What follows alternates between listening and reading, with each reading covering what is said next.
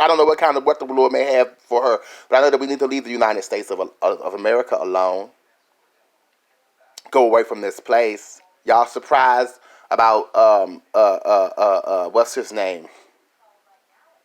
You're surprised by Pastor Jamal Bryant. I'm not surprised. His uncle was a drug dealer. Who was the man that Denzel Washington played in that movie? Didn't he get an award for that? He played, no, that was with the crooked cop. But he played some kind of drug dealer. That's Pastor Jamal Bryant's uncle. How do I know? Because Jamal Bryant spoke about it.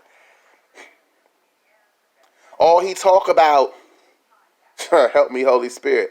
All he talk about is black people and the community and money, and you're not a man of God because all of that is going down. Like you're in an old system. People are still talking about how to gain wealth and how to open a business and generational wealth, and this is what the Rothschilds do, and it doesn't matter because we're going into a cashless society.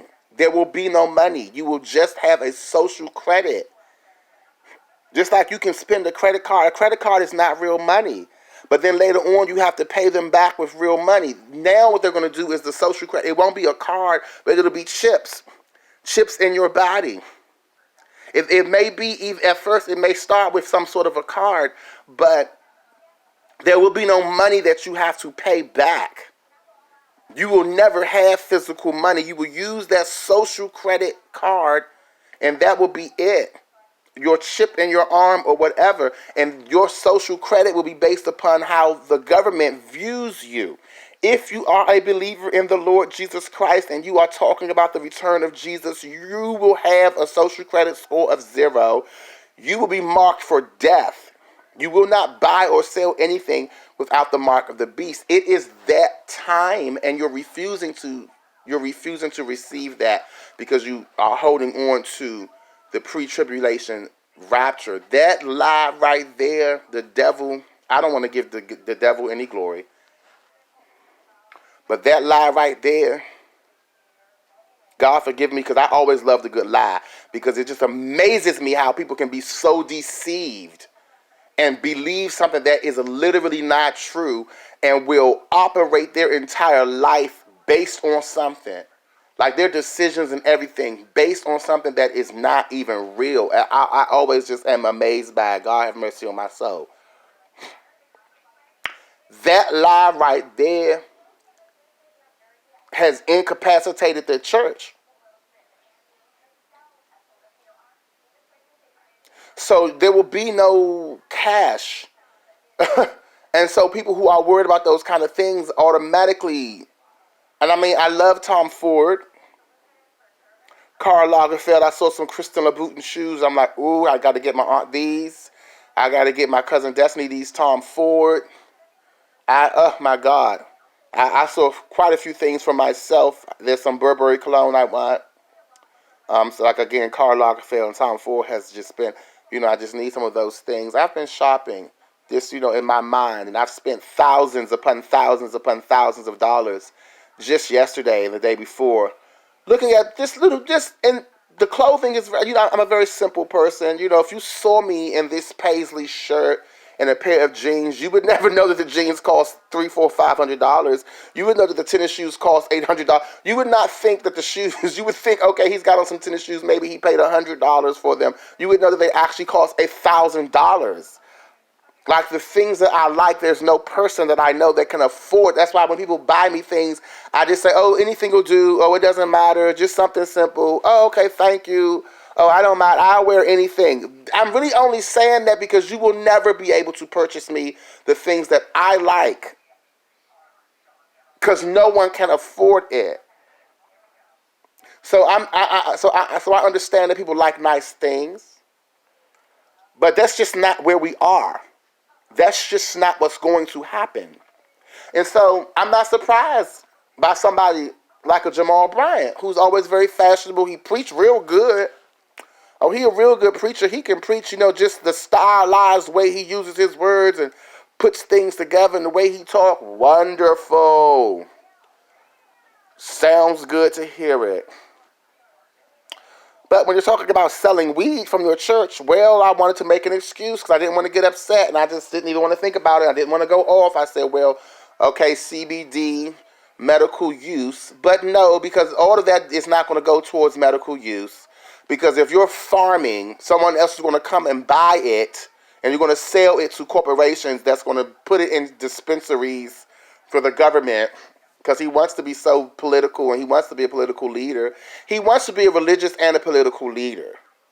He wants to be a religious and a political leader in the United States of America to affect change in America and to be like, if he could be president, he would do it. If he could be a governor, some kind of a senator, like he wants to be a very powerful, like a Marcus Garvey. He wants to be like a Martin Luther King Jr. He wants to just be like the number one person in Christian ministry who also is a very high-powered political person, and like he wants to be a billionaire. And like he's very ambitious, and it's not like he hides it. It's very, very, very, very, very, very, very, very, very, very, very, very, very obvious. Very obvious. And so he's a Democrat. He supports the things that the Democrats support. He's not speaking out about the gay marriage. He's not speaking out about the abortion. So I don't know why I guess people are surprised because he came out of his mouth and said that he wants to sell the weed. But see, and I'm teaching them farming and I'm teaching them life skills and it's legal. To be honest, I understand how he feels because they have arrested so many black people for selling weed and now they're making money off of it. And it's sad and it's despicable. So I understand that part. And yes, if it's going to be used for medical use, if you're going to regulate it where it's only used for medical use, but to see the medical part, what you need is the CBD, not the THC that gets you high. So you need to be making oils and tinctures. And then what would you do with the rest of the plant? And what would you do with okay, so then you can make garments because you can mix it with cotton and it will make a very stronger cotton that won't shrink and things like that. See, I'm trying to tell y'all, I thank God for Google because I study anything I need to study. See, I couldn't learn about the thousands of things I wanted to learn about in college alone because they make you focus your studies on certain things because it's just to indoctrinate you and to not really teach you anything. But so, yeah, you can use it to make garments, to make paper, and things like that. That's what you do with the rest of the plant. But the TH part, extract that and do nothing with it and do not make money. Trash it because you should not be trying to get people high. See, I try to make an excuse for him and say, well, maybe he'll do it like that. But it's just abstain from the appearance of evil. The Bible says to stay away if it don't even look right. But y'all are surprised. I'm not surprised because these are the preachers that you look up to. These are the preachers that you like. These are the people who you think are anointed from what? The marine kingdom? From mermaid spirits? The oracles of Ifa? The traditions of Ifa? The Yoruba religion? The voodoo, the hoodoo, the juju? Anointed from who? Oh, I felt the spirit. What spirit did you feel? See, y'all don't like me. It's okay. You don't have to. So I'm not surprised at all about Mr. Jamal Bryant. And then this other girl that y'all have released from, the lesbian basketball player that they released from Russia, and everyone's upset that they didn't release the Marine, and they're upset that it was because the merchant of death is a very dangerous man, and I don't know what he's learned and what he's found out while he was in jail in America, and I don't know who he's working with because Obama is the Antichrist, and listen, I don't know who that man been talking to, what CIA agents and other people like that who are for the New World Order and who want to bring down the United States of America and will always work without enemies so they can have somebody else to blame so they can look like the good guy and step in and be the hero and say, oh, I can't believe this happened, when the fact is you done gave him some paperwork. Send him back to Russia with what information did you send him back with? What kind of chip in his watch that you implanted in his skin? What kind of information? You could put some kind of a bug in his daggone tooth. I don't know what you could have, all kind of technology y'all got. You could have just gave him some daggone paperwork. Because when you got everybody on payroll, I watched General Hospital. Victor Cassadine, listen. Ain't no surprise that he got a British accent, but he's actually from a Russian family. I say, look at this. They got it on the soap operas. And Prophet Celestial already said, you got Russians living right here in the United States who have lived in certain places. And everybody think that they are American. They look, sound, act, everything about them. They are the most American, patriotic people you know. And you have no idea that they are actually Russians. And it's easy to pull it off. I can think of several scenarios of how you can pull it off and how you can do it generationally. You can come to America from Germany and say, oh, I'm from Germany. And so somebody is telling you that their parents or their grandparents came in from Germany, but what you don't know is that the great-grandparents, because I'm 40-something years old. So I could have children that's in college. So you could have somebody that's in college working for the daggone Russians, and their parents are my age. So their grandparents would be my parents' age. And their great-grandparents in the 1940s. Oh, they came from Germany. What you didn't know is that your great-grandparents in the 40s came from Russia and moved to Germany. Just like the girl Anna Delvey. She's a Russian, but she came here saying that, oh, she's German. Well, she was born in Germany. They lived in Germany, but her parents came to Germany from Russia. So as my mother said, it's not what people tell you, it's the part they don't tell you. So I can think of many scenarios. It's very easy to pull it off. I've watched people walk right past me on 14th Street in Washington, D.C., speaking Russian. I say, oh, hell no, since when? Because all our white people are Anglo-Saxon Protestants. We got WASPs. We got Irish, we got Scottish, we got hillbillies and rednecks from West Virginia, we got good old regular white folk from Maryland that's been here since the daggone slavery times and whatever. People don't speak Eastern European languages in D.C. It don't happen. You might catch a little French. You won't even catch that unless you downtown where the tourists be at. But you walking around in what was the hood, and you're speaking Eastern European as if I didn't take ballet. As if I don't know Russian when I hear it. I said, oh, hell no. Attractive 18, 21, 23 young boys. I said, what the hell? And I look straight in their face. I say, okay, since when these people start speaking Russian in D.C.? Since when? Those are the kind of white people we have. Our white people don't speak Russian. That's Russian or some sort of Eastern European language. They was looking at me out the corner of their eye like, oh my God, she's like actually saying, yes, I'm actually looking straight at you saying what the hell is going on, walking through my hood, speaking Russian. But you know, I'm always told, don't be disrespectful of people's culture. Roni, you got to stop doing that. You don't even know those people, and people can speak whatever language they want. Until a construction worker associate from the neighborhood says that there's a lot of Russians living in Eckington. And when I Google Eckington, I see that it's a mile north of the capital. And I thought, okay, this is not good. And then the next thing I know, the January 6th insurrection happened. And I'm saying, Jesus the Christ, I know the Russians are there. And the people from national intelligence is telling me, yes, they are there.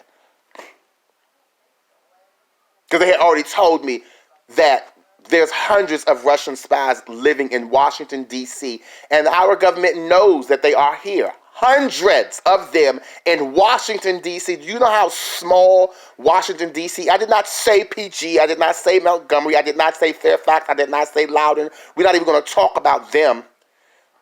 Like the documentary I saw with this woman, they kept saying the woman's name, and it was on RT, Russia Today, which is stationed here in D.C. Why did they even get to be here? And the woman was saying that she was a black woman who grew up in Russia, and they was doing an interview, and they kept saying Washington, D.C., that they was filming from her house. It had her name and location. And the location said Washington, D.C. I said, what kind of spy mess is this? Because she's right there at that man-made lake in Reston, Virginia, where I used to live, where the CIA is located. She's right there at that man-made Lake Ann in Reston, Virginia, but the damn Russia Today News had the location as Washington, D.C. See, I don't think you hear me.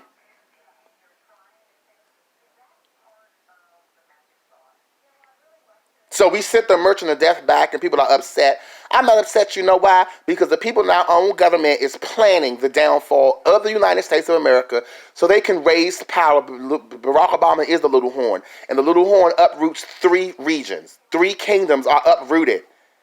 It's 10 horns. 3 of them are uprooted by the one little horn that comes out that got too much mouth. That's Barack, Prophet Celestial of the Master's Voice. You can find her on YouTube. There's a prophecy called The Little Horn. You can go to www.the-masters-voice.com.